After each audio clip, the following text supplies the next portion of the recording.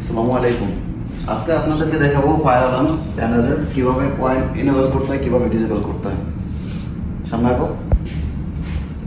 Supposedly আমরা একটা পয়েন্টে ঢুকবো, তো প্রথম সার্চ বাটনে যাইতে হবে, আইডি নেট,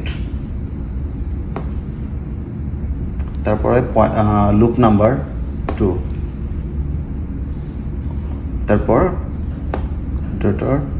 কত নম্বর পয়েন্ট আমরা ডিসেবল করবো ওই নাম্বার পয়েন্ট ভিতরে যাইতে হবে, তো 2 নম্বর। ওকে, আমাদের পয়েন্ট স্মোক ডিটেক্টর 2 নম্বর, লুপ 2 2 নম্বর পয়েন্ট। তো আমরা ডিসেবল করার জন্য কি করতে হবে, প্রথমে ডিসেবল চাপ দিতে হবে। ওকে, মাস্টার প্যানেল এভাবে ডিসেবল হয়ে গেল। তো এটা এখন কি কারণে ডিসেবল করি আমরা, যখন আমাদের একটা পয়েন্ট ফায়ার থাকে, তো ফায়ার হওয়ার সময় কি হয়, তো পয়েন্ট ঠিক করার জন্য কিছু সময় লাগে।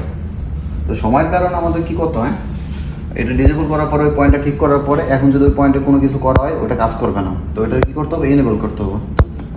আবার সেম ব্যাগে যাইতে হবে,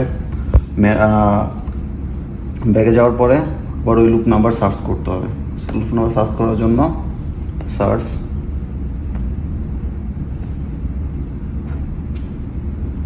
আইডি নেট,